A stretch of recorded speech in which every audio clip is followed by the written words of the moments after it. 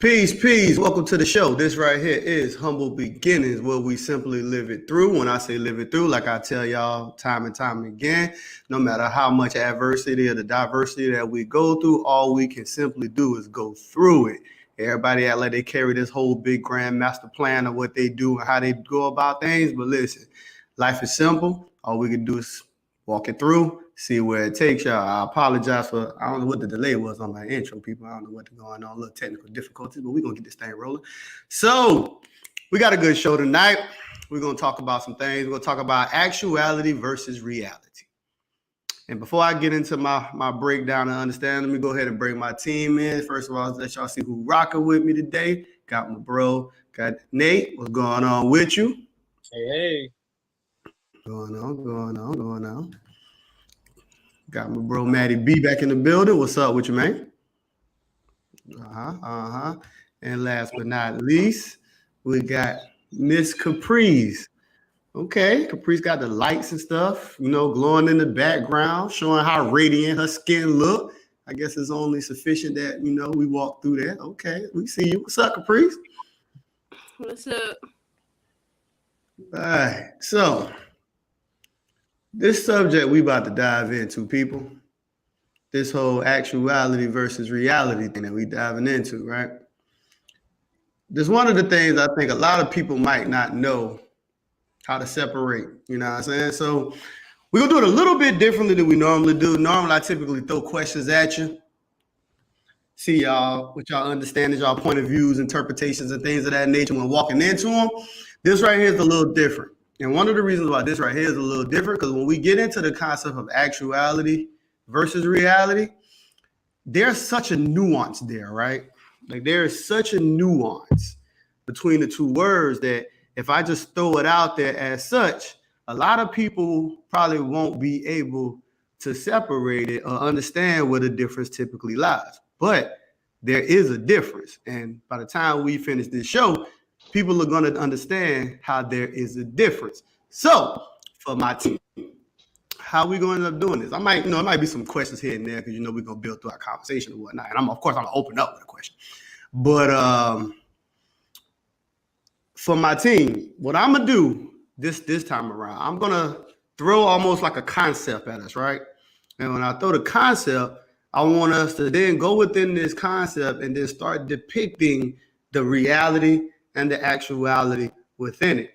So one of the reasons why I say it's a nuance, and I want people to understand this before we go into it. So when we deal with the concept of actuality, most people don't realize that the term actuality is that of fact, and then it also has the definition of that which is real.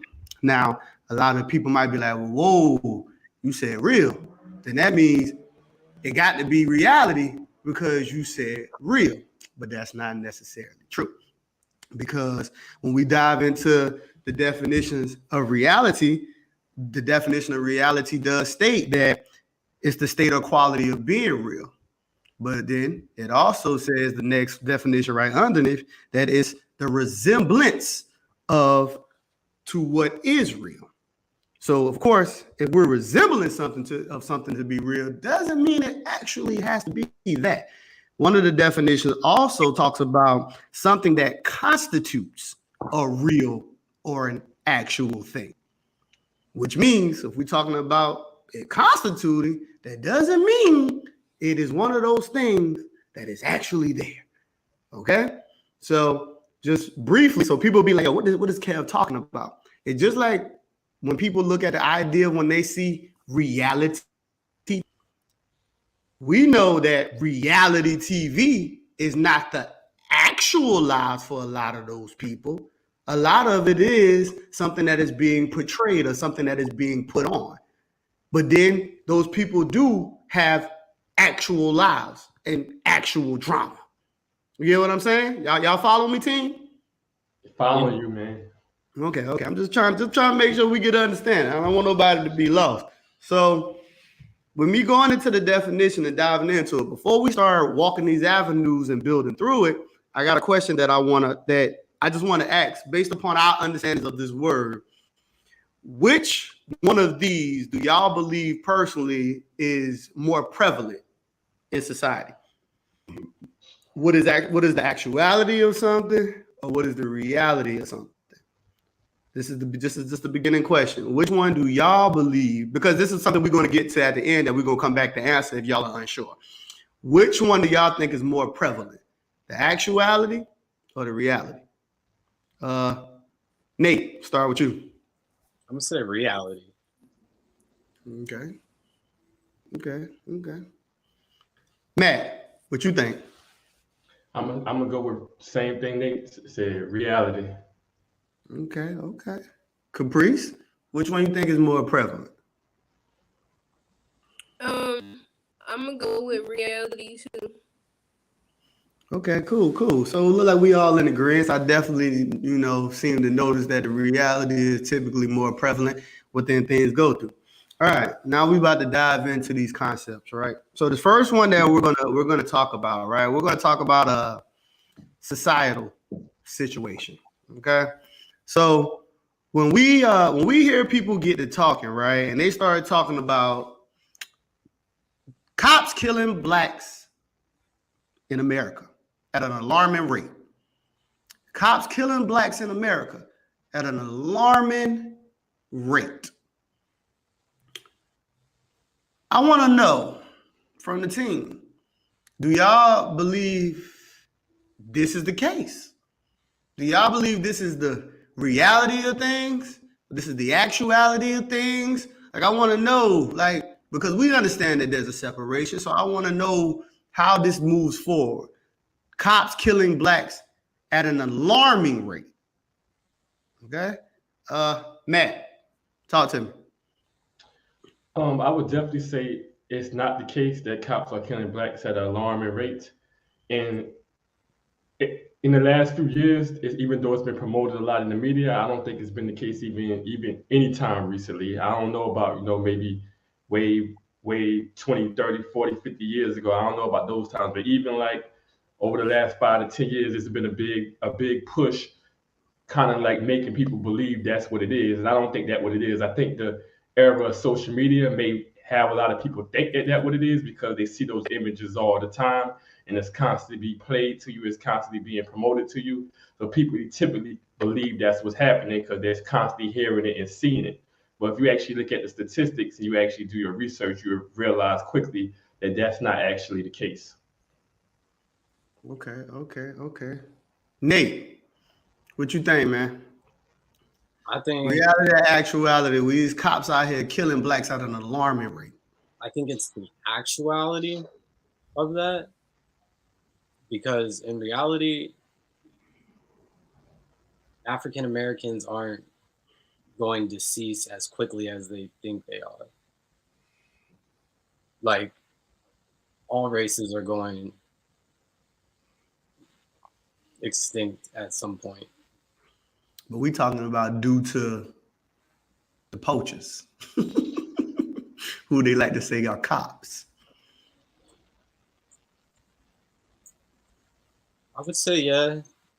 They plan. You think they plan a big factor in this?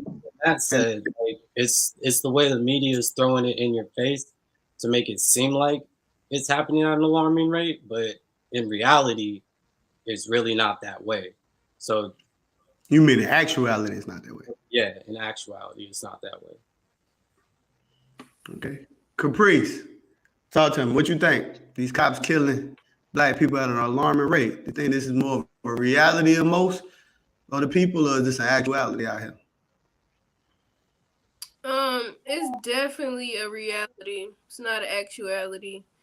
When you look at the rates of the cops killing blacks, it's really not as high as the cops killing whites. But I think because of social media and because we have access to see these things, and if your algorithm is just putting up blacks being killed by cops and that's all you're going to see, and that's what you're going to believe is the majority. It's also for political gain too. People win elections and win offices off of fear.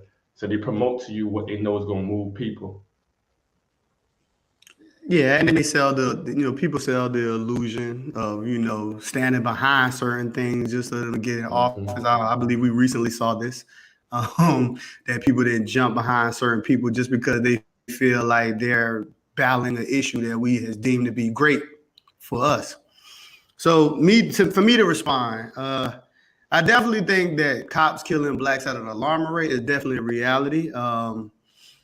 I deal in in a security like field and security field, and I work with train with officers and things of that nature. And even when you're looking at like a lot of the statistics that typically go with certain stuff, there's no data that's really showing cops are killing black at an alarming rate. What we tend to see is a heavy, high level of promotion from a lot of people that pushes the idea that cops are just out here just killing blacks on sight. As soon as they see him, oh, he dark, bah, kill him, just drop him. We tend to see that people promote this as such, but when it comes to an actual thing, they're not actually doing it no more of an alarming or a rate that was always there. I think you just see a lot of heavier promotion behind it.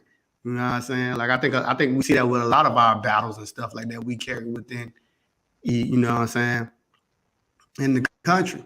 So just to stem from that, when people talk about the concept of democracy, this is a wild one I'm just throwing in, flowing. When people talk about democracy, do y'all believe that democracy, in its purest form, is more of a reality thing, or is it an actual, like it's actually being moved as the majority? Now, when I pose this question, I'm not asking people possibility, because I know people love to do that. They'll be like, well, it's possible. Everything is possible. Anything is possible. So I'm not asking about possibility. We're talking about rates here. What we typically see more and when people push. So do y'all think this falls more into the reality column, or does it dive more within the actuality of it? Caprice, talk to me. What you think?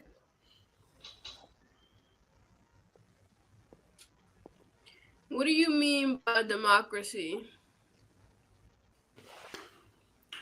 Democracy.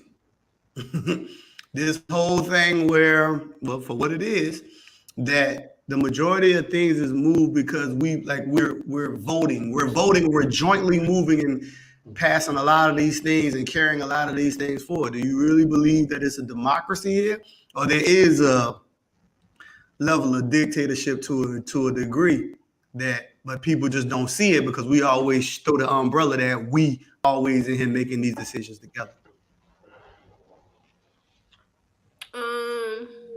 When you put it like that, I think that's more of a reality. Oh, don't let me control your answer now. No, because I needed to know what you mean by democracy. So yeah, it's a reality thing. That's why I had made that comment, like in its truest form, because democracy would be that, we all play a part in what really, really goes on. And that is sold to us that we all play a part. But, Matt, what you think? Yeah, but we don't. Yeah, I think democracy is actuality. I think we all do play a part in everything that goes on. I think people just aren't well versed in those areas to understand how they play a part in it. Most of these laws and most of these things that are happening, there's laws that back up some of the stuff that's happening in society, but people play the moral ground and try to apply morally or religion beliefs on actual rules that are dictated by democracy. So like something that happened where a cop would kill someone or a situation that happened, and then instead of looking at the law, they'll play the moral ground. But there's a lot of people voting on these laws that's passing that actually, most of these cases that happen that I look at as very controversial cases, like say example, the Trayvon Martin, George Zimmerman case. Soon as that case happened and I was reading through the case, I was like, he's going to get off. Everyone was saying he can't get off. He can't get off. But they're playing the moral ground of if you start a fight, morally, you should deal with the consequences. Rather than looking at the law, you can start a fight and even in that fight, have a turn of events that now makes you the aggressor and lose your life because of it. So I think it's definitely democracy. Most laws affect us. We just don't pay attention to it. And that's the consequences of it. But I think that definitely is an actuality. Hey, what you think? I believe that democracy is a reality. I'm not going to get too into it because I'm not really too political. Okay, keep it short and sweet. So yeah, if I chime in, I believe that I don't even like saying the word believe, but it makes people feel more comfortable. That the democracy is definitely more of a reality than it is the actuality. Like, so to Matt's point, yeah, there is a lot of avenues and extensions where there are multiple people coming into it, but I think we are alluded to believe that the people have a say so in a lot of things. Like, I think a lot of times when we start getting into these commitments and stuff like that, when we talk democracy, like, I don't think people understand that, nigga, the democracy was those people, those forefathers and people who were sitting in that room. That doesn't mean everybody, because it's still a democracy if there's a group of, you know what I'm saying, in there making the decisions. So I think when we look at it from the perspective of like we're all really, really playing a part into a lot of these things, I definitely think it's an illusion. You know what I'm saying? It is an illusion that is granted for many reasons, you know what I'm saying, that people do it. But I definitely think it's more of an actuality than it is anything. I think there are a group of people who control more. Because even when we look across the world and we start getting into deep dives like that, they're not ran by the people. They might sell you the illusion that we the people, but you got to remember when we talk about we the people, we talking about those particular individuals who are there. That doesn't mean everybody. So I think a lot of people they get confused by words. So I think if you don't have certain understandings, you'll miss it. I think it'll be right over your head. So that's where I stand on that too. Well, All not right, to y'all. let me chip in, not to disagree with you. This isn't meant to be a disagreement, but I would say, because I thought about saying something about that point you just made as well. And what I was going to say about it is, I think people are also confused because when they hear the word democracy, and me and my brother had this conversation all the time, they feel like just because I say that everyone's voting, that everyone has equal power. I still think there's rankings. I think there's veto power. I think there's hierarchies. I think you could have a group of 10 million people that vote. That doesn't mean that vote, just because that's passed through, there aren't higher people with higher powers that still can dictate certain things that go, veto certain things and still dictate the way certain things align. Even if we see like the issue they had with the Nation of Islam with Malcolm X, that don't apply to those rules that he stand by and the rest of the Nation of Islam members. That don't apply to the Honorable Elijah Muhammad. That applies to everybody else. So there's some people that would be like, well, that's a contradiction. And they'll feel like, well, it's BS because if we stand behind us, why does that person get away with it? So in every situation, I think there's hierarchies. There's people that just don't apply to us. And there's people that higher power, higher pull that can dictate certain things. But that wouldn't change to me that doesn't mean it's not a democracy. Well, I agree with you. I mean, I agree with you saying there are people who fall underneath the illusion, who fall underneath they fall with that umbrella of like where the power lands. But yeah, the people who are making it happen are the ones who truly hold the power. So I think that's where the illusion typically comes in for a lot of people. So even though, because it all depends on what we're talking about too. There are things that are simply smaller that, they'll let the people decide. But then there are things where they move under the umbrella, like the people are help making the decision when they're not considering you at all. So yeah, of course, I think it's just one of those things. I think like overall, I think we'll have to like really, really get political and start diving into specifics if we want to really home it down. But I definitely don't agree with your point. I definitely believe that some people do fall under that umbrella of, well, because we can vote, that means we are the power structure. That's not necessarily true. Exactly. That's so I totally agree. agree with what you're saying. You said even one last point about that. Even like churches, there's people that say, well, the preacher doing this or the pastor doing that, and they'll leave the church. But if you look in any organization that's like powerful, most of them, I'm not gonna say everyone, but most of them that I know about that's like powerful organizations, they were able to stand and be strong because people knew that there was a hierarchy. Those organizations where people play the moral game where we all should be equal, they typically don't last that long. People typically argue and fight and they go, why he can get away with this? The strongest organization, like even when I said the NOI, those people understand that we can't do what that person can do. There has to be an understanding that even though we all voted, even though we all have some say so and we all kind of come together, there's still a hierarchy here. There's still a position of power. Yeah, even to the like the idea of like people playing the moral game. I don't think that playing the moral game is a losing game. You just got to have the right people fighting for that morale. Because even when we talk about like law, most of the time, like when you see things that go to like the trial, or we talking like law structures, it's usually an argument of legality versus morality, and it typically becomes a fight because that structure is more so about what can prove. And sometimes when you play a jury trial, it plays to such. Like if you got a trial that typically can play on the heartstrings of a lot of those jurors, you will lose that case to a moral power structure of those people who are voting, like the juries who are voting. So you will lose to that power structure of the morality.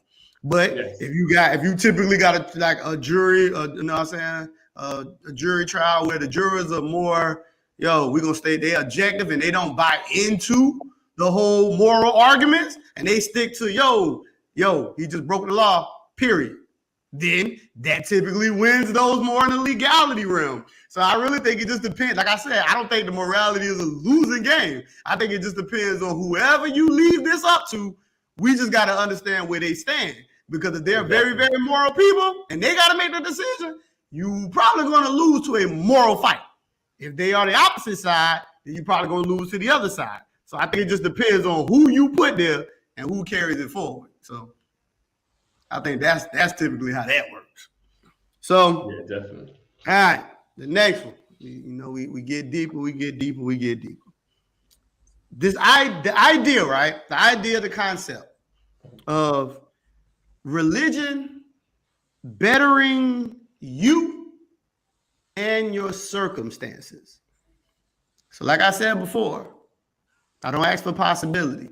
I've seen this happen multiple times.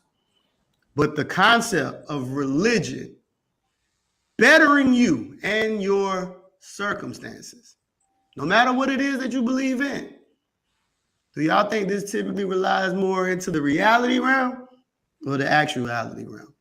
See what y'all think. Matt, talk to me. All right, so this is a tough one right here, man. It's a tough one right here. Remember, I'm not speaking to possibility. I know. I keep saying that. I don't want people to get caught up in that. I know people will get caught up in that, but there's an angle here. I just wanted to be understood. Well, I'm gonna be honest and just say I haven't really deep dived into religion as much as I should to even understand it fully. So anything I say, I would be speculating on what I think about it. But I can say in my day-to-day life, I operate more off of land laws and my personal morals more so than following a religion. Now, some of my personal morals, we can say, is kind of dictated by certain religions that have been passed down. But I haven't deep dived into it to really understand it. So I can't really give you an educated answer on this. Cool. Nate, talk to me, man. What you think? I'd say it's more of a reality. You gonna deep dive, or you ain't rocking? No, I'm not gonna deep dive. I know how you get down. So subject. So oh man, you a little more versed in this, KJ. This your name. Them the ones I love the most. I love when we can touch somebody. So, and one of the reasons why I dive into this concept of saying that I'm not speaking to possibility. I dive into religion heavy, multiple different religions. It's not an argument of possibility of can it help better a person or better circumstance, right? I've seen it happen. I've seen Allah better people. I've seen Christ better people. I've seen Kentrith better people. I've seen Jah better people. I've seen Yahweh better people. I've seen Buddha better people. I've seen them better people as far as just people within. But I do believe that when we're talking about the bettering of like a majority standpoint, I think most people's circumstances become better when they tap into themselves. Like they tap into the push of themselves. You know what I'm saying? So I think like the religion by itself, I don't think the religion by itself actually betters people. I think it's a combination of multiple things. I think that there are people you like your faith alone in Christ ain't what gonna make you better. Mm-hmm. You know what I'm saying? Your faith alone in Allah ain't gonna make you better. You know what I'm saying? It ain't gonna make your circumstance better, not just your faith alone. You know what I'm saying? So I don't believe that just like the religion itself better people or their circumstances. Now I believe it can, possibility, yes. But from my optician, especially what I see amongst black people, especially down here in the South where we at, for a lot of people, their religion is really just a crutch. It's a crutch that keeps them in the same place and it don't actually allow them to move forward. Because they say the same things about, oh, this is by design, and they don't embrace the free will side. They embrace this whole avenue of, oh, well, this deity is going to make a way and this is going to bring them out of a situation and better them a situation. When that's not the situation. You don't get those levels of intervenes from people. Well, from their deities. They always say it. They like to try to tap into that realm, but they don't get that. Really, it's a situation of you understanding your proper placement and then you better in your situation. You know what I'm saying? So I think it's one of those things. Like, I just don't believe that it in itself actually does that. I think that it in itself can bring a level of enlightenment, which then motivates you to do certain things to a certain degree, only to a certain degree. But I think a lot of people it's a crutch. So I think it definitely helps people, and like how you say, it's a crutch for people. But yeah. I thought the question was more like individual, personal based, which it may have been. You probably just answered it, give a brief overview of it. Well, it has to be general because we're not talking about somebody particular. Well, I thought you posed the question as, has religion bettered you? So I thought you was meaning like speaking on. That's why I said I wasn't too. Well, I use you as person. I was using you as person, not. Okay, I thought you meant like a person. So I was saying, do religion better you as person or your circumstances? So not more so like you dive into it because I know most of my panel right here is not super religious. So yeah, if I went based off of us, I wouldn't even put that out there because I was like, yo, we ain't rocking like that anyway. We don't care nothing about that. You know what I'm saying? So if I had to do it that way, I knew it would have just been a dead end. Like there would be no point. So, but the way you phrased the question, I got you though. I thought you was directly towards me. That's why I think I gave an answer. But as to answer it now that you gave some context to it, I would say both exactly. I definitely seen it help people and hurt people. I've seen people being crutched by it because they believe just prayer is gonna come without work. And I've seen people also be hurt by it. But I would say overall as a community, and I know there's 1,000 other factors in it, but I do believe we were at, better times when more people were into the church and into, family and religion and stuff.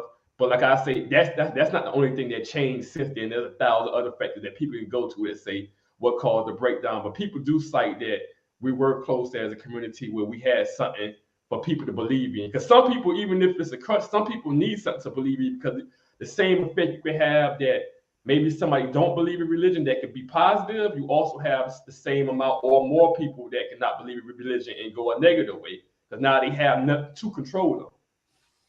I agree with you. First of all, I would be the first one to tell you most people need something to believe. Most people need it, yeah. Most people need something, but just because most people believe don't mean most people are better in themselves or their circumstances though.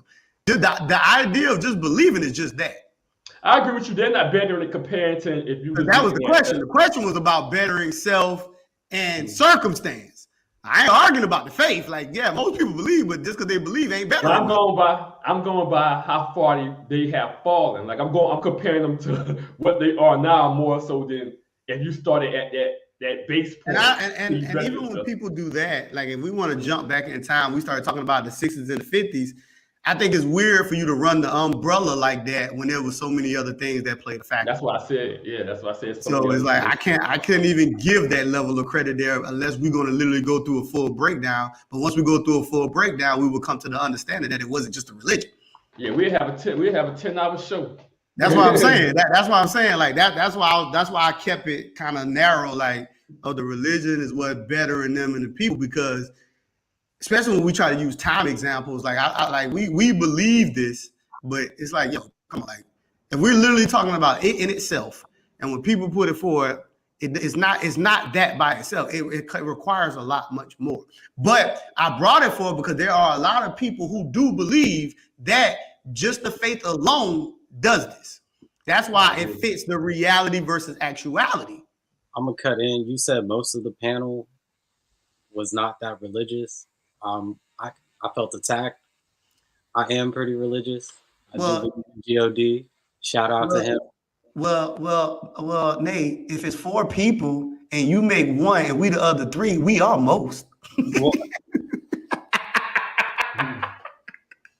we weren't attacking you. That's why I didn't say all. I know you religious, brother. That's why I said most, because I was like, I know how Matt rock, I know how Caprice rock, and they know it. All y'all know me. So that's why I said most. I wasn't going to exclude you. That's why I didn't say all. But I know you hold it down.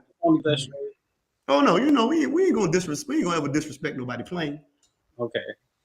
So what would make somebody like religious? Is it the belief? Because you probably know more about religion than most people. So like, what is it? Not just the knowledge. I know it's not the knowledge, but like, what would actually make somebody be considered religious? Is it just they believe? Religion by definition comes with practice, because religion exists outside of theology. So a lot of when we home in, when we hear religion, and typically when somebody says religion, we think about theology. We get into the idea of deities and all this other stuff like that. We get into that. But religion, by definition, speaks to, because even culture is religion. Anything you do in a repetitive fashion is religion. So if you go to the gym all the time, you do it religiously.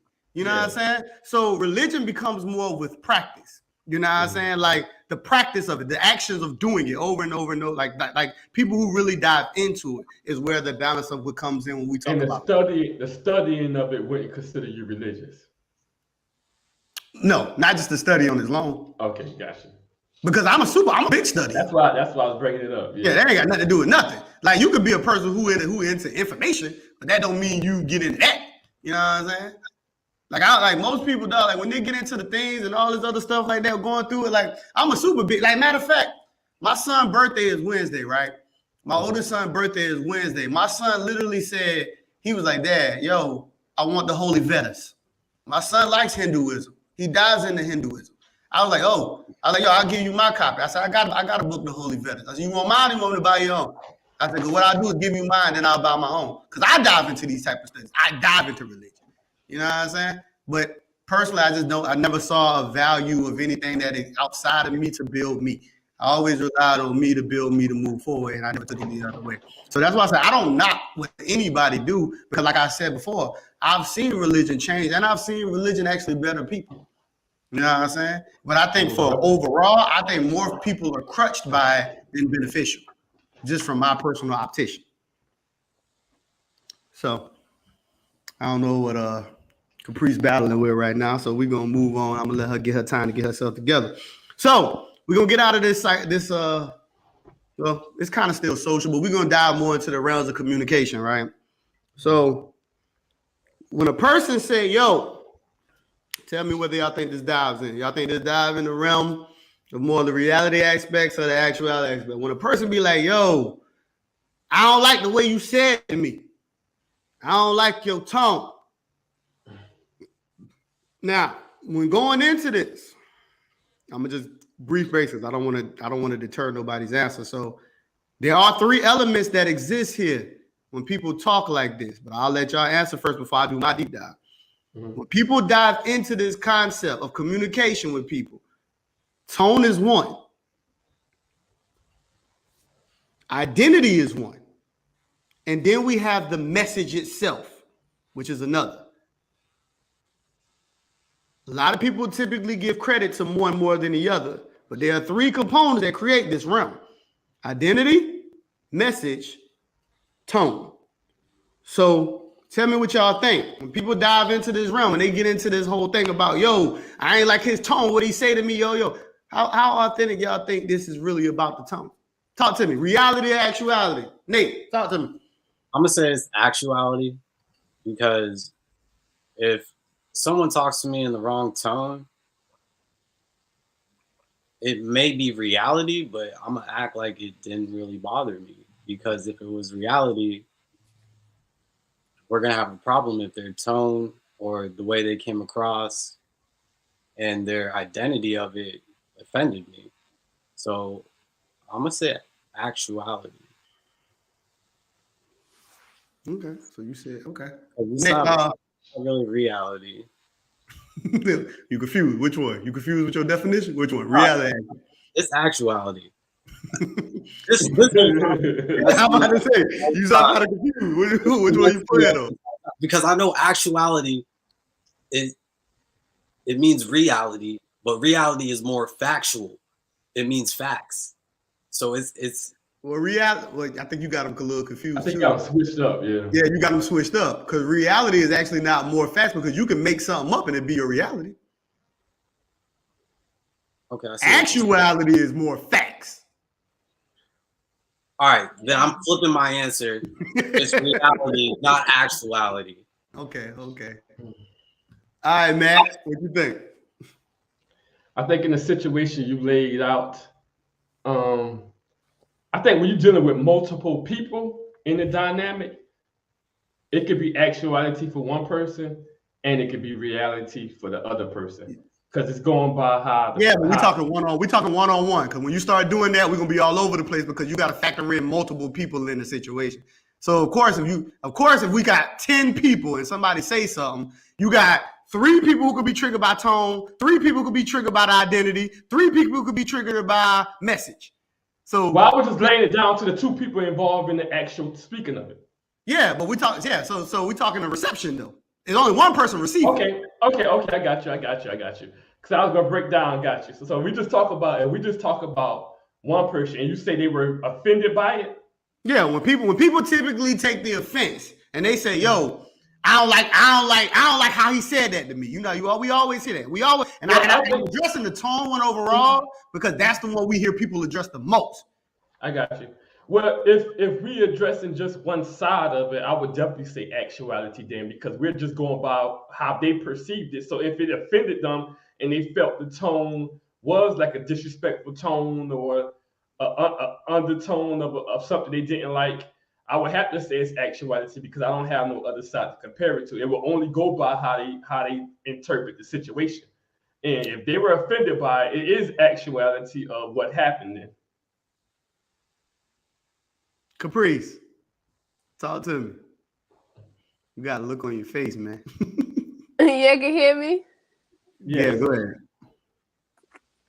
So you said, repeat the question again. I mean, I've been listening, but repeat it so I can answer it correctly. So the question is really more so, what do you think it lies more within, the actuality or reality? But I gave the scenario of a lot of times when you see people within an exchange of words and you hear the person on the reception side be like, "Yo, I don't like the way he said that to me. Yo, I don't like how he said that." The deep dive of whether it really lies more within the way he said it or do it be a placation of the other things too? Because there's 3 parts to this. Okay. Go ahead, talk to me. Okay, well, the reality will be the message. I think reality would be the tone. Actuality would be the message. I think when people hone in on people's tone, it's a cop-out because they really just don't like the message. It's not the tone, because if you're telling me something that's a fact, in the tone, I don't care about your tone. I care about the message you're actually trying to come across. So a lot of people hone into this tone thing and do the tone police when they just don't like the message. And then when it comes to identity thing, that's where it get different, because you could have like a parent or somebody close to you say something in the tone, and it could be the he out here. You just started to break up. You turn sideways. You about to be out. But I'm gonna go ahead and build off your thought because you in the same realm that I am when that comes. You disagree with her first, so you can hit both. So you can go against me and I guess flow with her point as well. Let me give an objection to which she was about to go right quick.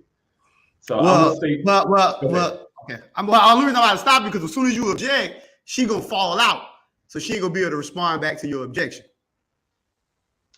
So I would have just I was gonna give my comment to it to give her time to come back in, and then you could have went ahead and objected to both of us because we're gonna be on the same plane. But okay, I got you. I'll let you do that. That's cool. Only because I know Caprice be one of the ones she like to battle or hold her own. But if you do it, she can't fight.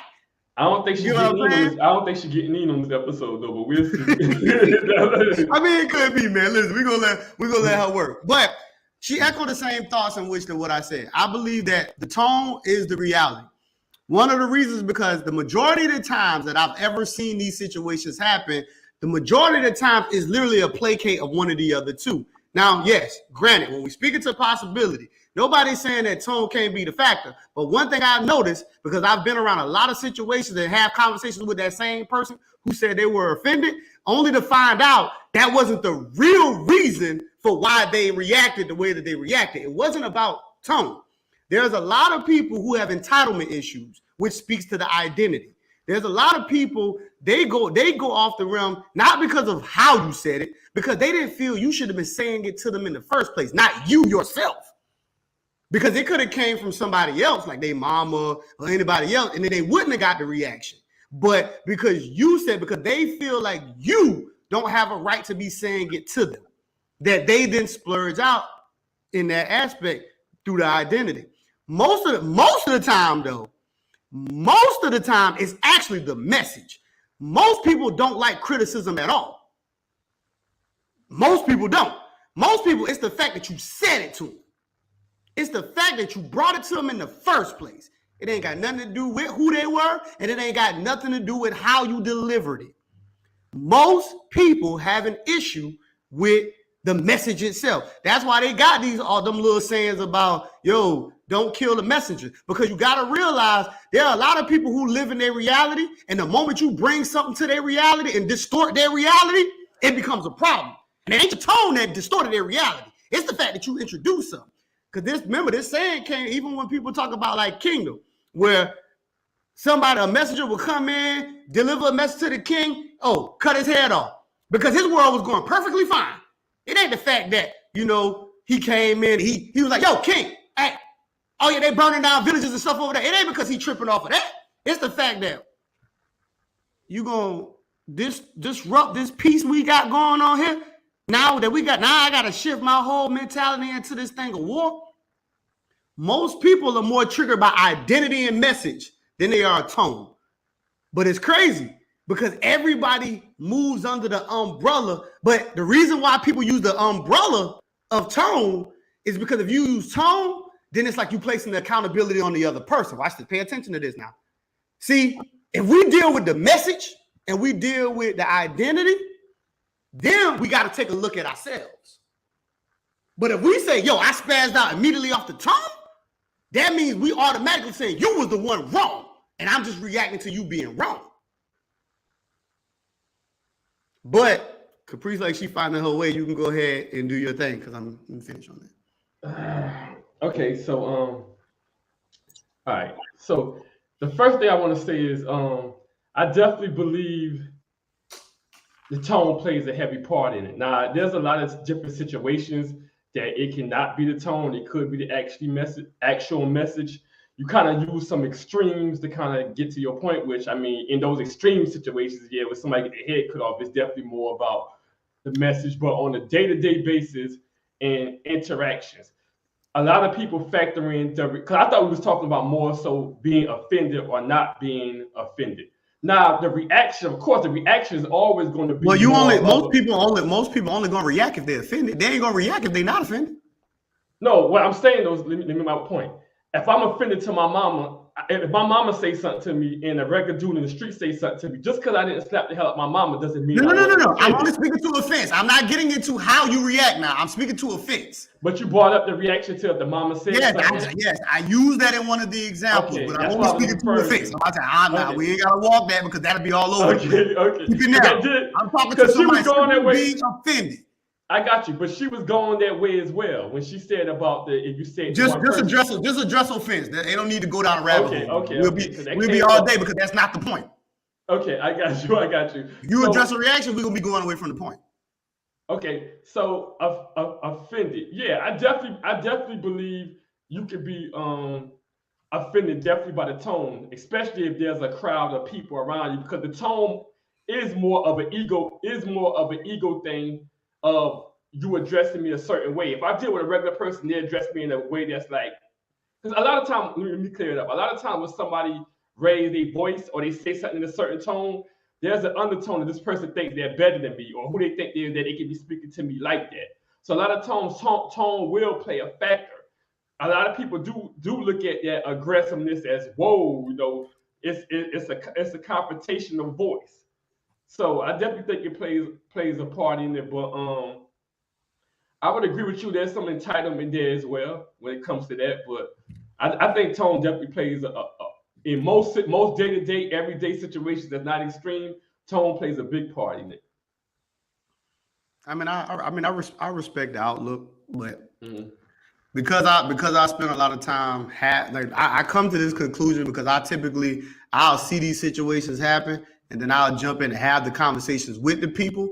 That's how I became to this understanding of knowing, because I'll see the situation happen and see people jump off saying tone. But then literally when you talk to them, you realize it wasn't the tone.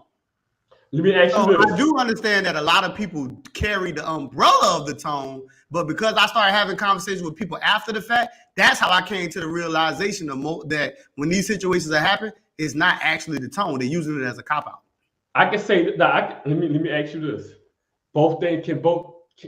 Two questions.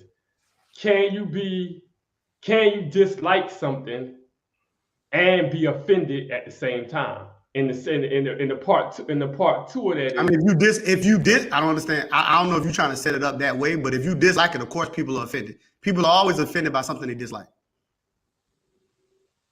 Okay, I had to look at because that's what I'm kind of conflicted with. I don't know if those are the now same you thing.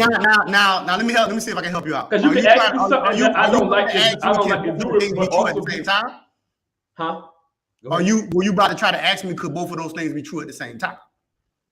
Well, you saying they're the same thing. If they're the same thing, they would have to be true at the same time. But I don't think they're the same thing. No. I'm talking about to the overall point that someone could be offended and like it could be the tone and it could be the message.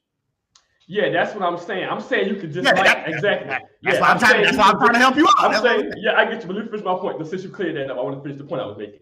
So yeah, you could say something to me and I dislike it, but the way you also brought it to me made me offended also by the way you brought it to me. Now, when somebody like you has that conversation with that person after the fact, just because you break it down and realize they didn't like the message as well, doesn't mean that the tone didn't offend them as well. I'm saying both things can be true at the same time. That doesn't take it away. I mean, I'm not negating that both of them can be the true time. I'm tapping into what typically is happening from the majority of the time, and I'm going from just having a lot of those conversations. So I'm not arguing against your point that they both can happen at the same time. That's why I keep on pointing out that I'm never speaking to possibility. Of course, if we're going to challenge something from a possibility standpoint, it's a waste of time to say anything is a possibility. Mm-hmm. So I'm never addressing, is it possible? Yeah, so I definitely think, like I said, if both things can be true at the same time, which that's kind of what I thought. I definitely think tones plays a lot of part in most situations. Now, you got some situations you say, here you go $200. The tone ain't gonna mean nothing because the message is there. So a message will override the tone. So I get what you're saying. That message will have to be something they don't like first for that tone to even kick in. For them to even be well, that's the majority. The majority of the time, we dealing with things of what people don't like. I get it. That's why I clarified. I see what you're saying. Because if you use tone is something they don't like, the tone won't even be an issue. The tone is only an issue because it's already something that they don't like in the first place. So I can see what you're coming from when it comes to something like that. Yeah, it definitely has to be something they don't like anyway. All right. So let's dive into something a little more closer to home. Let's get into some personal development. So, reality versus this actuality. When we're going to start talking about relationships, okay? Mm-hmm. So when we start talking about this this concept of people being who they need to be for relationships to move further. And I'm saying this in the realm of there's a lot of people who have these shots that they take at certain people without the understanding. Like they'll make a whole argument. For instance, they'll make a whole argument of why they can't land a placement with certain individuals predicated upon their reality based in believing that they're where they need to be, and the other person is just that so obscene with where they stand. When in actuality, the individual needs to be stepping their goddamn life up to fit what it is that they're shooting for. Let me know if I make sense. Oh, you make 100%. Yeah, definitely. I understand what you're saying 1,000%. I didn't follow that. All right. So I'm gonna use the same thing, but I'm gonna throw the example. Let's take a man, right? Now I'm gonna use me. Let's say, yo, Nate, we brothers in real life. So let's say we out somewhere, right? And I'm shooting to holler at a chick, right? And this chick, like, I'm going into this trying to get with this chick, right? And I start coming back to you like, yo, man, Nate, man, this girl ain't this, man. She ain't this, and she ain't all this, and this. Like, and all these different things of why I can't get with this chick. But in actuality, my problem is actually not her. The problem is that I'm out my league with this. I'm trying to capture this so-called dime. Okay. But I'm not fit for this dime. But of course, when I'm talking to you, I ain't telling you how I'm the flaw. I'm making it seem like, man, she don't know what she want in life. She's so materialistic. She this, and this. I'm saying all these different things when realistically, I'm just not fit to play this game with her. All right, I understand it now. Cool. So, with that being said, when we see these scenarios, right? Because we're gonna talk overall because we're gonna keep it general. Ain't no need to go super, super personal. So we're gonna keep it general because we're talking reality versus actuality. So when you see most people, the question would more so be in the format of the shooting out of people league. Is this a reality concept or is this an actual concept? Are a lot of people really just shooting out of their league, or is the problem really the people they shooting at? Can you break it down? Let me let Caprice go first because she in and out. So let me get her in first before she goes. Let me go first. I'll get my points. Because she might not be here by the time all our time we answer. Go ahead. It's not freezing or anything. It's just my camera keep turning, and I can't hear nothing after that. But definitely people shooting out their lead is an actuality. In reality, they think they shooting in their league, and they try to be like, oh, well, her standard's too high or his standard's too high. They try to make excuses for why they can't get the person and try to be like, oh, this person is for the streets, or they really don't know what they want. And it's like, really, you're just shooting out your league. How can you expect somebody that's on a certain level to come down to your level? Like, just because this notion of it's what men do, obviously we know it's a double standard. Women shoot up, men shoot down. Like, so why antagonize somebody that's shooting up? Like, just play in your ballpark. Stop, like we said the last time, stop entering a race that you don't have no business being in. Okay. Just be a cheerleader on the side. Okay. Matt, Nate, let me see who looked more anxious. I mean, Let me go. All right, go ahead, Matt. Make it easy for Nate. I would say that I don't think most people are shooting out of their league. I think most people are shooting in their league. I think the issue that we have with that is the perception of what people think works. And I kind of had that thought today. I kind of answered your question, Kevin, about people not shooting out of the league, but to go in depth on that, I think most people are like how you said it before, KJ, about people not dealing with people they rock with. And I came up with this today. Most people, they have an idea of what works on paper. And a lot of times when you have an idea of what works on paper, you forget the main thing, and that's the natural bonding with a person. I think most people do look at, okay, this person is like this, I'm here, and boom, boom, boom, it should work. Like, say example, women say they want somebody that's 6 foot, intelligent, make a lot of money, yada, yada, yada, abs and stuff. So you would have a guy I see recently, a guy 6 foot, makes 6 figures, has good looks, but he's never practiced on bonding with a female. So on paper, most people will look at it on paper and say he's in that league to be going at the way he wants, but he hasn't worked on the actual natural element of bonding with a female. So I guess if you're going by league as far as personality, I can say that people are shooting out of a league. But if you're going by league as far as on paper, then on paper most people are shooting in their league. But it's kind of like what would that person consider in their league and not in their league? Because there's so many elements to what people consider. In my personality wise, most people are shooting out of their league. On paper wise, most people are going for what they think works on paper. Cool. I don't disagree with what you're saying. So, because since we're talking about actual adversity reality, I want to add to it. So I was gonna add to it too, but I just gave a quick answer on that. We go ahead. Would it be far fetched though? Because you gave like you gave like an example of building, like the pairing with a person. Yes. What if the pairing with a person? Because people get together for many different reasons, right? Exactly. What if the pairing with that person? What if you're talking about people who don't believe in this so-called natural pairing?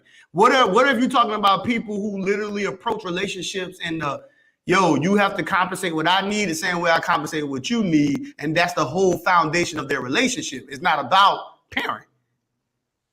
Because then their actuality would live more within responsibility, not pairing. Pairing would then be a reality. Yeah, I agree. I totally 100% agree with you in coaches that do that. But in this Western coaches today, we're looking at more of the feel good. It's promoting more of the how you feel with a person more so than the actual responsibility of dealing with a person. So you get more people vibing with, who they rock with more naturally over those intangibles. It's like when we saw the nuclear scientist recently. She said he was born. He didn't have the personality because she didn't care about he gonna be making 300, 400,000 and he gonna be a great father and stuff. And they kind of was breaking that down, and it made sense. She wanted somebody that I can see myself laughing with. I can see myself having great conversations with. Most people today are looking for that feel-good drug, the dopamine. They're not looking for he's just a great partner.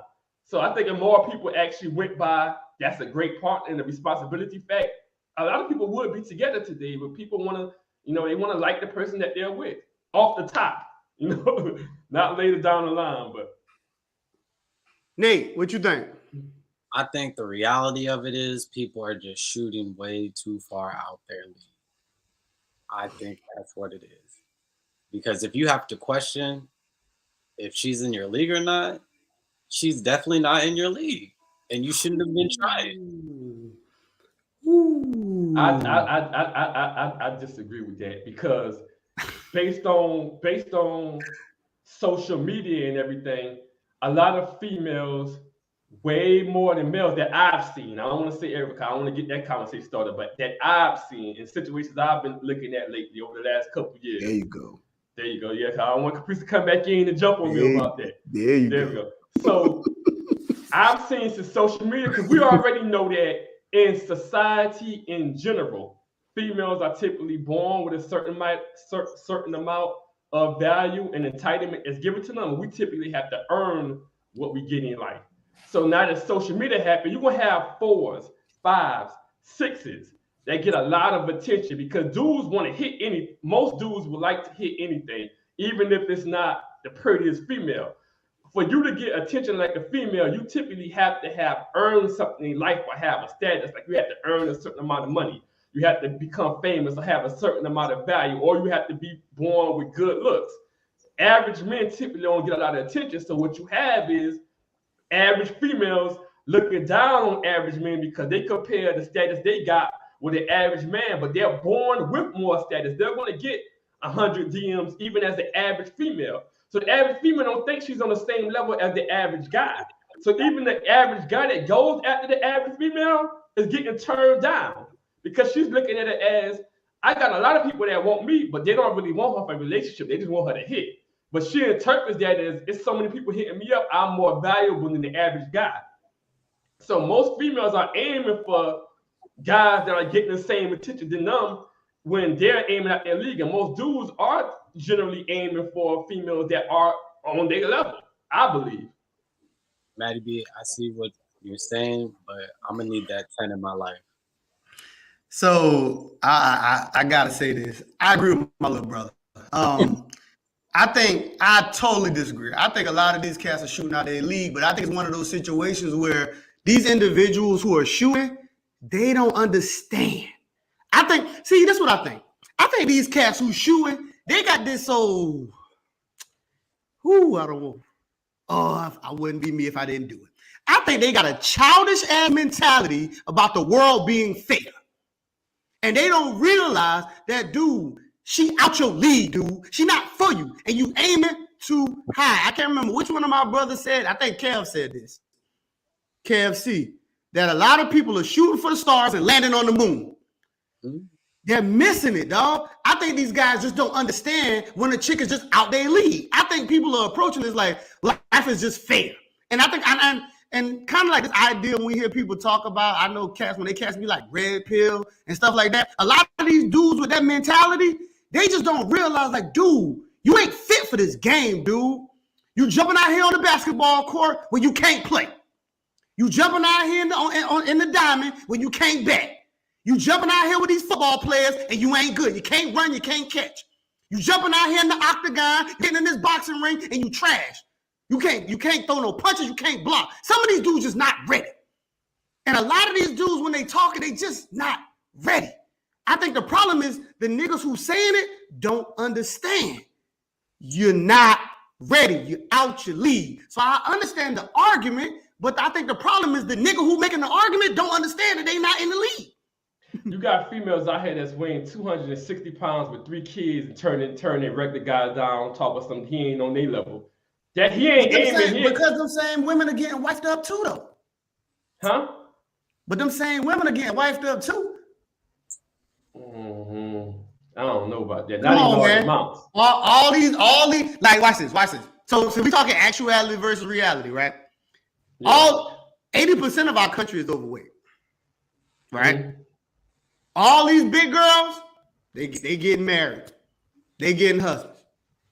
We love saying, yo, these black women so uncooperative. They just they so masculine. But a lot of these women are actually landing in relation. Now, they might not keep a marriage, but they get it. They might not keep them. We ain't arguing success. Like what it takes to move it forward. Because that's another conversation too. We're going to talk about that on the next show, about success in this. But for right now, a lot of people might not be getting to this point, but a lot of these guys are still, I think it's a lack of understanding. I think they're still missing it though. Just my thoughts. I mean, any game can be played to get to a certain level. So I'm not denying the overall point you're making about if you're going to get in a game, play it to win, because I believe in competitiveness. I mean, I definitely believe you can get whatever you want if you compete hard enough or you know the rules to the game. I agree with that 100%. But I'm just judging the standards of a relationship coach. Look at compare. You got now. Of course, that's still subjective based on what the expertise coach.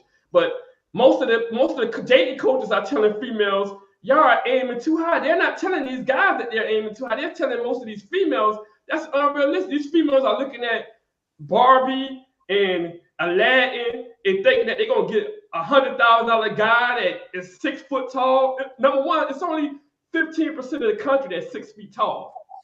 Let me ask you a question, because I'm only asking this question because I don't know, because I ain't talking to dating coaches. Are dating coaches really telling them that? Yeah, it's been a lot of dating coaches that came out and said that women are the issue that have unrealistic expectations. I take your word for it. I ain't talking to the dating coaches out here, so I don't know what they. I don't know what. I just said, I don't know what we tell you. yeah. I don't know what we tell you. That's why I asked.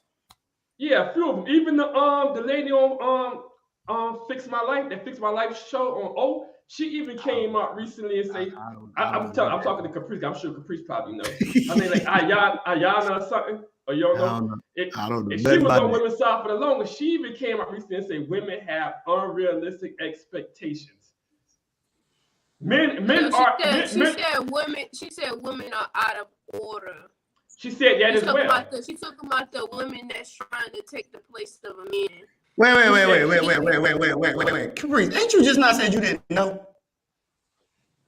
She must be. All right, because he wasn't saying her name correctly. I'm just chiming in because I saw you shaking your head. You said you didn't know, but then you started combating what he said. So I was confused. Because I didn't know he was talking about hers.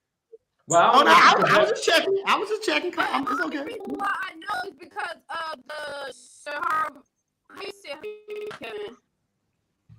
Kevin don't know her. I don't know what you're talking about. Hey, you sound. You got that same sound like you talking into a fan. Getting your Robotnik on. All right. Well, there are dudes, but this is what I'm saying. Of course, everybody at an early age aim high. Of course, everybody aim high at the beginning. I agree with that. But there's dudes that they're bringing their standards low, lower, and every plateau they go to, they're having issues. They up until they get to the female that own drugs, 2-3 baby kids, 2-3 baby fathers, and then they say, I ain't gonna take that now. I can't go that low. But average females today are getting a lot of attention because everybody wants to screw a female. So why would they settle down? So a lot of females, and then you got females that's getting hit by guys that have more status than the guy that actually want to be with them. So they're looking at it as I'm having sex all the time by guys that are ranked higher than you. But that guy don't actually want a relationship. But it clouds her mind to think that I'm gonna wait till one of these guys make me wife rather than go with you. That's my opinion on it. I mean, listen. I get it. I guess it's just a weird mentality that I have not had the pleasure of being able to tap into. Even if you look at, I'll let you kick back with. Even if you listen to what most guys say they want, you get different answers from different guys. You might get a guy that say he want a fat ass. You might get a girl that say he prefer face. You might get a guy that say he prefer an overweight chick. You get a lot of different things from guys. When you talk to most females are saying the same exact guy that they want. Most of them, not all of them. But you ask most females, I want a guy that's a protector. He got to make a lot of money. I want a guy that's confident. Most of them are saying the exact same thing. That tells you that they're going for a certain lane of guys. So now every guy, of course, if you go into it not being relationship minded, and you go into it just knowing the chick, most chicks, if they actually get to vibe with a regular guy, they're going to take whatever they vibe with. They say all that, but if they actually vibe with a regular guy, they're going to go with that. I agree with that. But if you hear what they're saying and what they're actually pursuing, most females are saying the same thing because they followers. They look at the Saweeties, they look at the Sierras, they listen to what these girls say. As soon as these girls say something, almost every girl is saying the same thing that a celebrity girl is saying. See, we like the entertainers too. Nah, you good. You good. But listen, we like the entertainers too. We like the Jay-Z's or such and such, but we don't listen to entertainers and they dictate our every move. Females listen to these social media influencers and they let that dictate a lot of their moves. Now, I'm talking about, I know you're going to jump in and probably say not all females because you got females that's older that don't even play in the social media realm. I'm talking about the dating realm of 8 the whole time you building into this, I'm like, yo, I think this is a particular mindset that certain niggas just have. I'm disagree. I'm gonna keep it real with you. I disagree with. I think all everything you saying sound like a nigga who don't understand he's shooting out his league. I'm gonna just keep it real with you. That's just what it sounds like. Like everything you say just sound like a nigga who don't understand. Yeah, I I ain't going for the crackhead chick with 3 kids. I ain't going that low. So, I mean, but now you're in an extreme on the other side. She a crackhead. Yeah. Come on. Now you going extreme. Come on, man. Go ahead, Caprice. Hey. You want to chime in? Go ahead. Yeah, I wanted to say like the same way he's saying like a lot of females is following what everybody is saying on social media and stuff. Can that be the same thing said about a lot of men that's coming up with these, oh, I want a fit, feminine, and friendly woman and all that? Like nobody wasn't saying this. Most guys are not saying that now. All these things. Nobody wasn't talking about no cooperation and masculinity and femininity. Nobody wasn't saying none of this. So can we say that a lot of men are going with social media ideas as well? Yes. No, I think that's the natural stuff that most guys typically want from the gates. I think most guys have actually. No, I think most guys. but I'm saying let me finish my point. It could be true. It could be true that guys have wanted this, but no guy has been saying this. No guys have put these words on. Yeah, because nobody typically. Like, oh, nobody typically. I can relate to that. What's the same thing with female sexuality? They have been saying it. They just weren't saying it as publicly. Nobody really wants to stand alone and say things that no one else is saying. So of course, when you get a community that come to YouTube and say that, you get more people that vocally express that. But these are stuff that guys typically have always been saying. Of course, now guys get to a point and they become realistic and they start saying, okay, they start selling it and going for what they can actually get. But from the gate, I think most guys say they want a female without kids and in shape out the gate. All right. That's good. So the next one, I got like a couple more, only a couple more. And I literally mean to. So this is the question I've asked to y'all personally. So I can't remember who we was having a conversation with. I was having a conversation. I think it was Caprice, matter of fact. I think we was having a conversation before a couple of days ago. We were talking about so we're dealing with actuality versus reality, right? So like, what would be y'all preference? Because I'd rather home in to hear why people say this as an individual versus being super general with this one. This one I kind of want to hear personal views. So which would be y'all preference? Somebody who wants you or someone who needs you? Which would be y'all preference? Nate. My preference would be someone that needs me. Why is that? Because that would give me some purpose that this person can't survive without me. So they need me in order to survive. Versus someone that just wants me. Capri's laughing at you, mate. Go ahead, do your thing. Versus someone who wants me, like if you want me, that goes back to if it's too easy, like I don't want that. But that's me personally. Okay. Matt, what you think? Well, hold on. Caprice, tell me what you think, because we got to get Caprice in when she pop up. Yeah, please give me as soon as possible. Caprice, yeah, you dive in first, because Matt gonna be here. What you think? I think are you asking me for people or are you asking me personally me? Nah, this question I'm posing personally. Would you somebody need or want? I'd rather be wanted because I personally feel like needs and wants will have to be work put in, but it's like in this day and age, what do we actually need each other for? How developed our society is, how we can really not need each other. What would I need you for? So I'd rather want you or you want me, because then we have to put in work to keep each other. So and as far as like somebody needing you for survival, I think that's crazy, because once they get to the point where they're not surviving anymore, who said they're not gonna move on? So Okay. Matt, talk to me, man. How you feel about it? Would you rather be needed or wanted? I'm gonna have to agree with little bro Nate, man.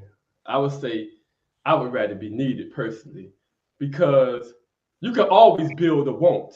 that's kind of the responsibility thing we kind of went with earlier. It's kind of lay on that. I kind of tied along those same lines because if you're getting with somebody for something that you need or responsibility, after you give somebody something for a long time, for the most, not every single situation. Of course, every situation is unique, but you can always build that want, and you can always lose that want. That need is a little more firm in most situations. And if you listen to why a lot of females actually leave, most of the time it's not because of want, it's because they didn't need something from the guy no more. Like when females, they say stayed with the guy because of his status. That means it was something they couldn't get on their own. Or they stayed with the guy because of financial. That means it's something they felt they couldn't get on their own. If you go by wants, females all the time say, well, I didn't want it no more. I didn't want it no more. So if you don't have that need there, if a female feel like I didn't, most of the females that break up, I hear them say, even in my situations, females I've talked to that it didn't work out or they left. They typically say, I don't need you for anything. That's one of the main things they say when they stop dealing with you. Well, you don't benefit me in no way. I don't need you for anything. So that want typically leaves when that need is not there. So I do agree. I do understand when some people say that want because there's a natural desire for you. But I do think that can always expire. And you can always build that over time. So I would say I want a female to need me for something. What do you think, Kev? I know what you're hearing. I'm so glad you asked, and I'm ready to do it. So personally, I would rather be wanted than needed. Just to go back to Matt's point when he's talking about things that can be expired, nigga, your needs can be expired exactly like every goddamn want somebody has. Like the moment you fall in around where your need is no longer needed, you're expendable. So when we dive into these realms, it's like say if, and I'll just give examples just to give people like ideas of how we're going, so it doesn't just sound like we're just speaking super hypothetical. Say if you building with a chick and like you going in the avenue of like she needs financial security, right? This is a need. This ain't a want, it's a need. She need it. Motherfucker barely got a house. She need this financial security. You deal with her. You help her. While you with her, she done got to the point where she done built up her credit while she with you. She done built her bank account with you. Now she no longer needs you now, nigga. So because she didn't actually want you, guess what she do? She leave. Because you met her needs. Even if it's a sexual thing. I'm okay with that because she met my needs by being that priority in my life. That got me to wake up the next day, to grind, to hustle. Hey. So I'm sick of my answer. I don't argue whether we got our needs met or like as far as the reception side. I agree with you on that point. But also, say if you take a woman who, say if she just needed you sexually, maybe she was coming out of a relationship and didn't want to dive into a lot of different dudes. So you met her need because she didn't get a chance to really jump out there. But then once she got out there, she realized, oh, I don't need your dick no more. I can get some other dick. See, the whole thing is your needs are just as easily expendable as the wants. I don't think so, because I think a lot of females' needs are so out of here that if you could fulfill those needs, you're typically not in the same realm of everybody she could just fall in like with. I think if it's the needs you got, you're probably going to be, not too many people are going to be able to fulfill that need for that female. Unless it's a need that's very light. Most females have needs that are typically school. Their needs are typically something big. There's not a lot of guys can fill those shoes. So I say it like this, right? So I build off Caprice's point about people today, right? Matt, what do you need a female for today? To have a kid. But do you need her to be you don't need her to carry on the relationship with. You need her in the literal sense of just having procreation. But do you need her in the realms of a relationship? Because that's what we're talking about. We're talking about the realms of a relationship. Do you need her for that? Is that really a need? Because you could also just go to a sperm bank and then a bunch of females could have your kids. I still need a female to have a kid, though. It still is a female. But that's what I'm asking him. That's why I said in the terms of the relationship. how does that play forward? Yes, the literacy of that female being able to have a baby, because that is the introduction and the gateway to this realm. Yes. But as far as the relationship, what do you need the woman for? I mean, I don't really sex. But in the realm of sex, man, they got a lot of things. Skip the game, all these different avenues. You can easily get sex. So how do you need her? You don't need her as far as a relationship. I don't need her, but I need a female to be able to do that.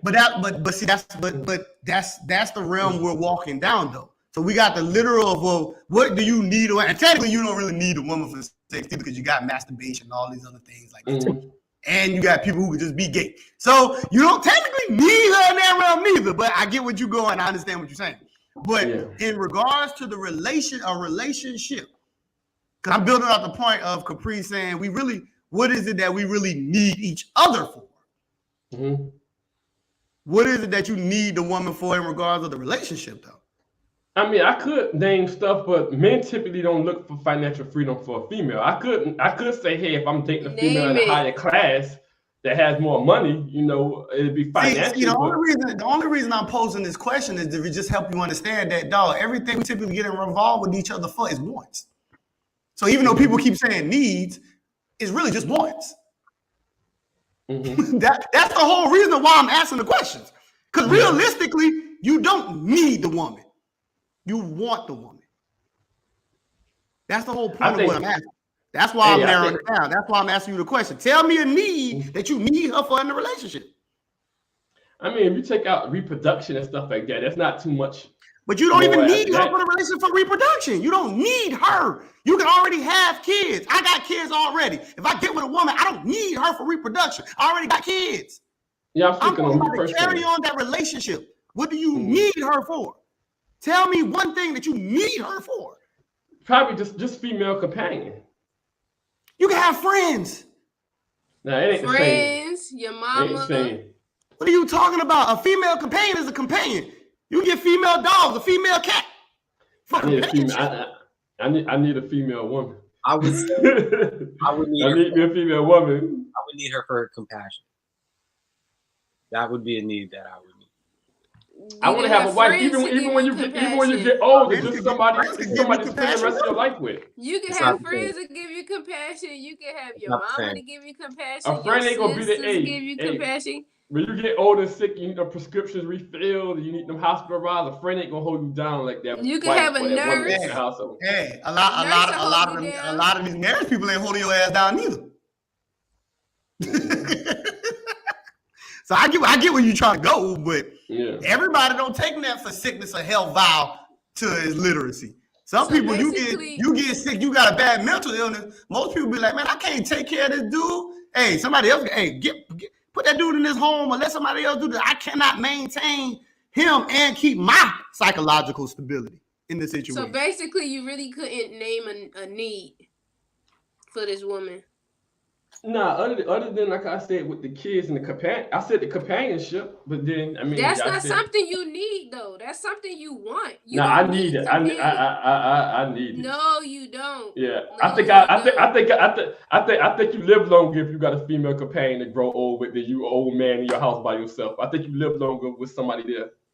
That's my theory. I don't got no evidence of that, no statistics. I'm not listening. Look, when you kept saying you need it, listen, I wasn't arguing with the fact that you say you need it, because I know literally you don't. But I mean, if you feel that way, you feel that way. I'm not gonna argue that. I'm not gonna argue the point that man said he needed. He needed. So that's the only thing you could come up with. Yeah, I guess so. So then the majority of the things are wants. Majority of most things I want, so I'm a self-sufficient individual, so mostly everything would be a want. I mean, typically, really, I don't really need nobody. You know what I'm saying? Animals and nothing. I mean, if you want to go by that sentiment, yeah. I mean, personally, that was the literacy of where I was attracting that from. Like, it was just literally like when somebody say, I need a female, I'm thinking, okay, well, you need her, and I'm going to literal attributes. I don't understand how to address it outside of a literal attribute. So that's why I asked the question that I was asking to him. Like, Tell me what you need literally. Like, I'm trying to understand it. It's Like, just hard for me. I'm going by like when you pose the question as well. I'm looking from the female side of it and looking at what actually keeps a female. And most females are being kept by something that they can't yeah, get. but Let what you do, but this is what I want you to understand. I get what you're saying, but you're doing a deep dive now out away from the original point. I understand what you're saying, but now you're straying away from the initial point. No, because you're trying to approach it for something else when the question was posed to you. So if you're telling me about anything other than you, why are we doing it? No, because if you're saying you place it on the female, do I want to? No, I asked you. I said you. Yeah, so what do you need the female for? No, I'm talking about. I got you. I'm talking about. I got that part. I'm talking about the original question. The original question you posed was, "Do I want to be needed or want to?" The original question. That wasn't the original question. The original question was, "What is your preference between needs and wants?" You. Yeah. Still, it was still always generated at you. Because remember, I even said before I went into it, I wanted to go personal with this. I didn't want to speak general. But me and Nate, I think Nate, you answered that way too. We was going by what. Because I think you said something about a relationship and a female. Listen, I asked you about you and your needs and wants. I don't care how you keep trying to soup this up. I'm literally telling you what I meant, how I said it, and what I'm saying it. If you keep straying away from this point, my point was still that, brother. I don't know why you keep trying to take us away from this point. So what's the point? The point was about what do you need the woman for? Because you said need. So the original that's needs and wants, right? That's cool. But that's not the original question you asked. The original question was, would you rather be needed or wanted? I'm actually you. There you go. I agree. No, you asked the second question. That's cool. As far as that question, all right, you said you'd rather be needed. So then, what would you need? What would a female need you for? We already. Yeah, that's the second. That's the. All I'm saying. That's and the second then question.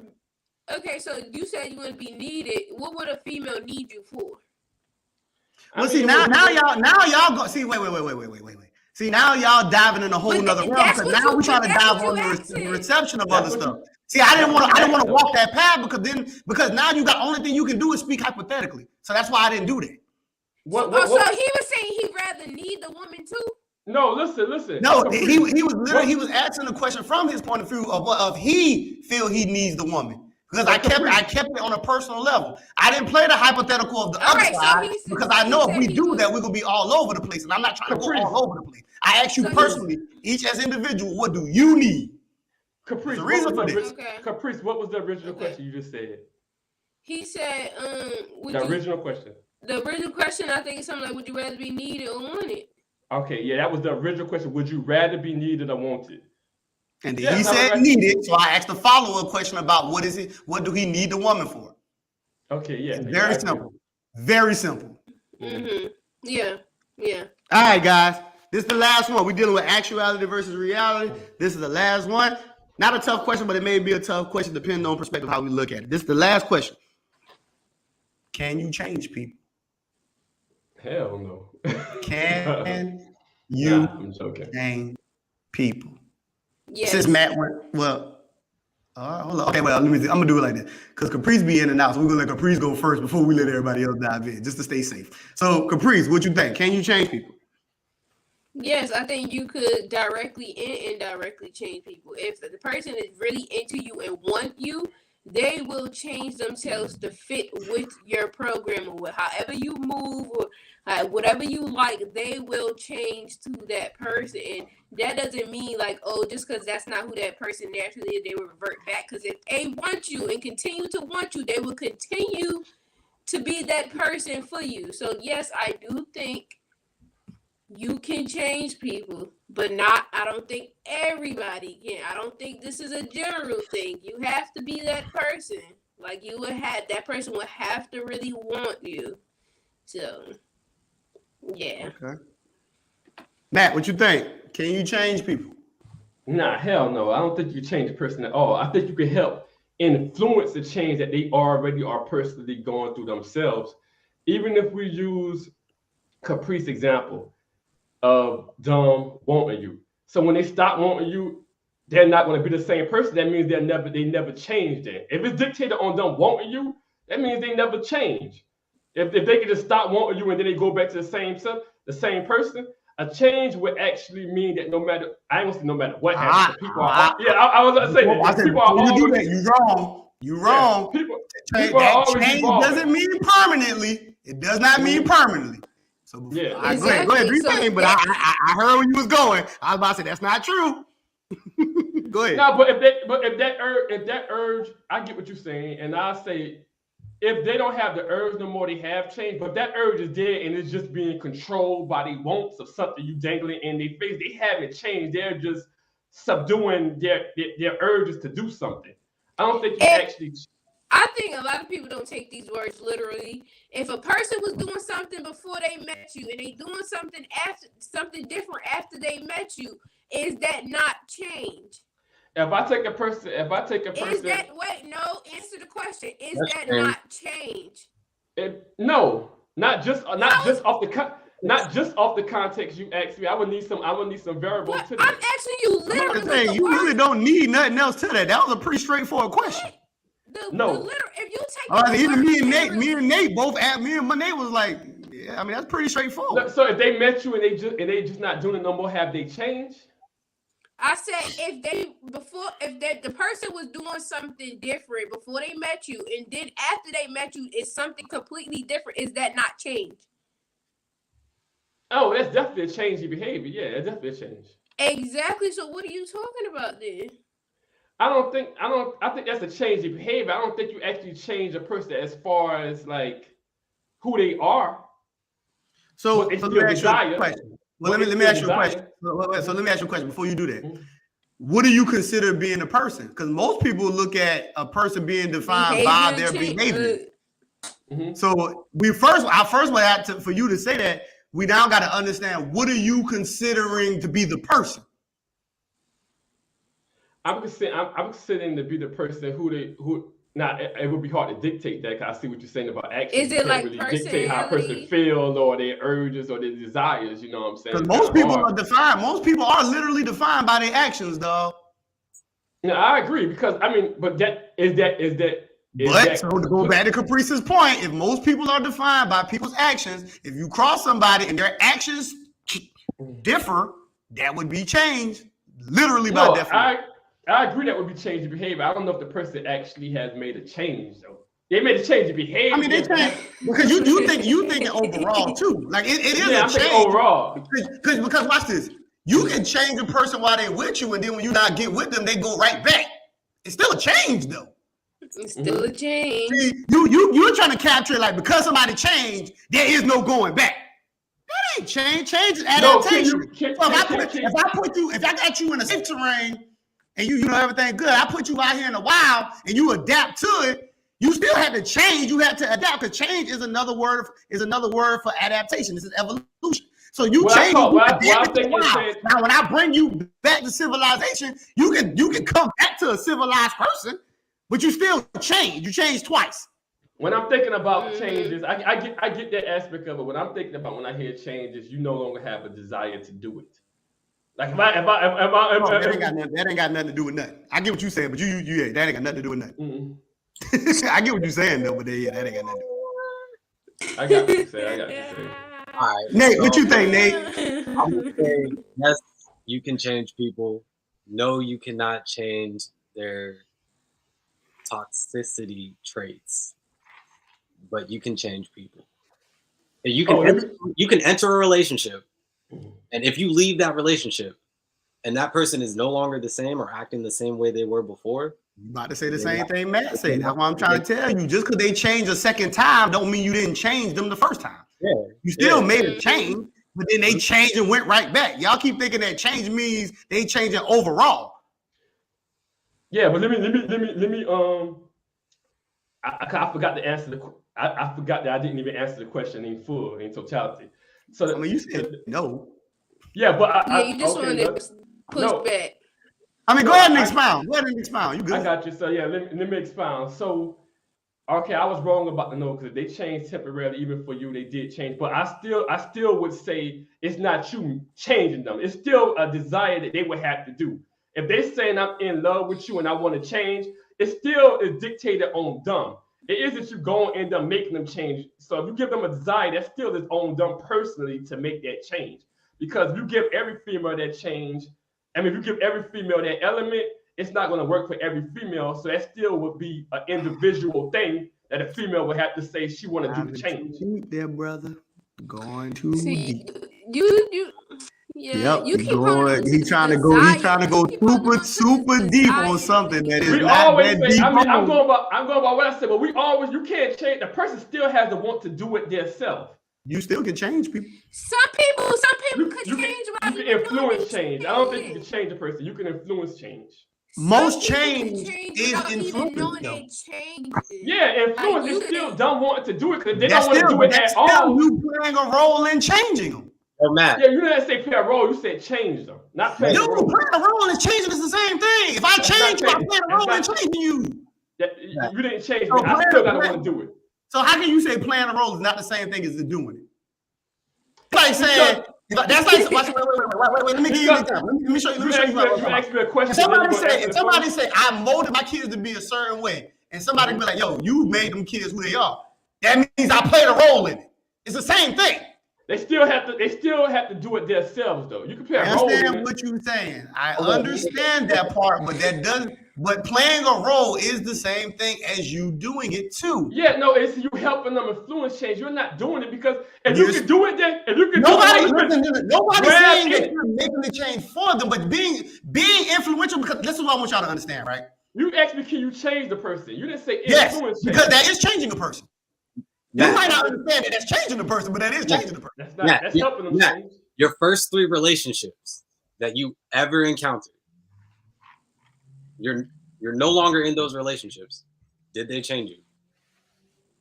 Did the person, the spirit, experience, yeah. Come on, dog. Come on. Dog.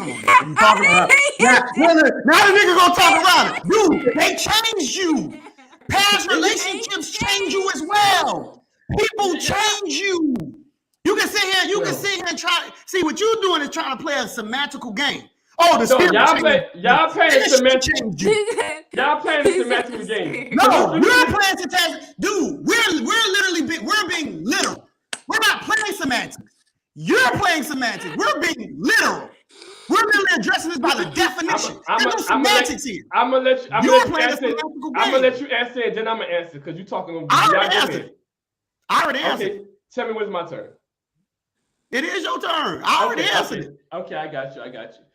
I mean, but you already elaborated your points. So what are you about to go in on? Yeah, but if we go about anything changing you, I hate when people do this. They ask you wait. Dude, wait. We're just talking about change and changing itself. Yeah, but that's I want to say you're over diving into it. We're just talking about change, dude. There's no need to walk this super long path. No, but y'all making this whole, y'all breaking it down to anything changes you now. That's not the way we're addressing it literally. That's all we're doing. That's not semantics, dude. We're talking literally. So you can say, so everything in life changes you. I brought something today that changed me. Exactly. That's a stupid question then. That's a stupid question. That's the point. The problem is you can't accept it. It's not going to accept it.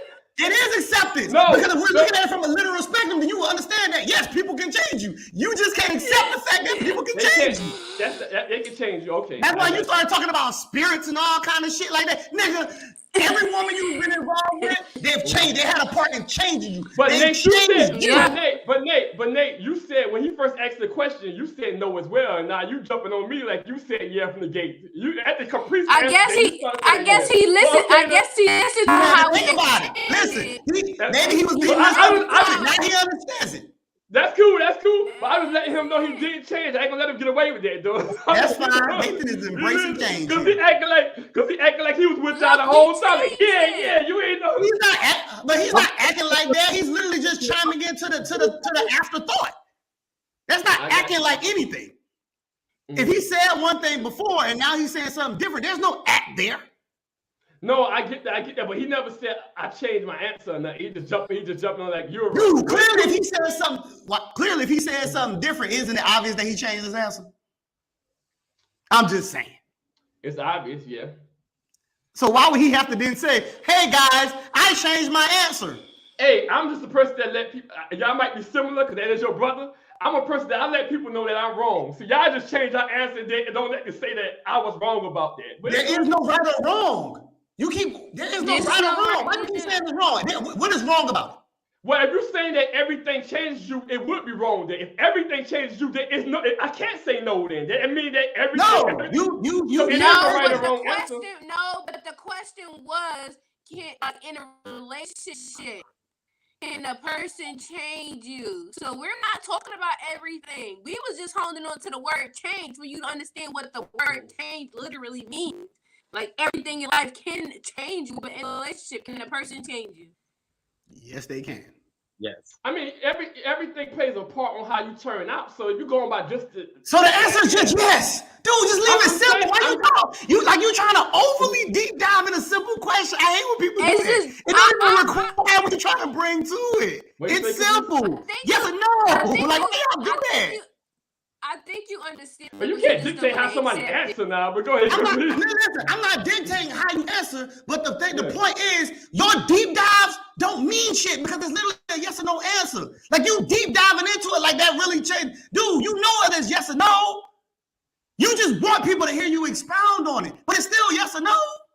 I mean, if we going by, yeah, they can change you. Yeah, I'm thinking about a certain trait about you. But in any impact, anything in your life, yes, something's going to change. I'm thinking about if somebody coming in there. But that's like, I'm thinking about if somebody coming in there, crackhead, can you stop them from being a crackhead? If somebody coming in, they like doing this. Yeah, but see, that's my point. That's my point. You're taking this concept because it was in relationships. You see how you taking it a whole nother route? That's my point. You're going off the point. Well, I'm not going off the point. I'm going by how I interpret the question. If I interpret it wrong, dude, it was already painted within a relationship. You talking about crackheads. How is that not going off the point? No, I'm saying that just means I interpret it wrong. I'm saying that, let me finish my point. I'm saying that if I interpreted something wrong, I admit that I interpreted it wrong. You can't tell me you're supposed to interpret this way. If I don't, all right, man, listen. Okay, cool. You want to blame it on interpretation. Realistically, that just means you ain't listening. Because we gave the synopsis of what it was. Mm-hmm. So to go off of it means you clearly not listening. But can somebody change you? Yeah, I got that. I mean, it was very simple. All right, guys, boom. I mean, that was the show. That wasn't too painful, was it? You ain't got no other question. No, man. And we got to keep up our time. They did 143. We got an hour and 43 in this thing. We had to end. We did a good job. I think we did a good job with identifying in multiple areas, you know what I'm saying, these placements of reality and actuality. I think if it was a person who didn't understand that there was a difference between the two, I think we definitely did a good job in going into it, personally. What y'all think? Yeah. Oh, I think it was a great show, man. I think every show is pretty much good, though. All right, cool. So since we at the end of this day, you know, we always run and give the plugs. But of course, before I let y'all give y'all plugs, I got to let my people shout out.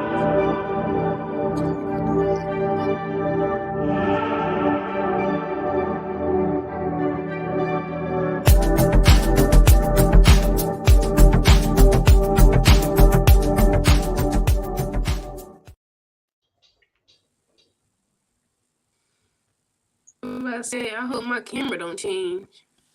That was the book Finding the New You from my boy KFC, you know what I'm saying, fellow Vocal Visions member, you know what I'm saying, great content. If you haven't read the book, trust me, you need to read the book. And guess what? If you read the book, my boy KFC can change you.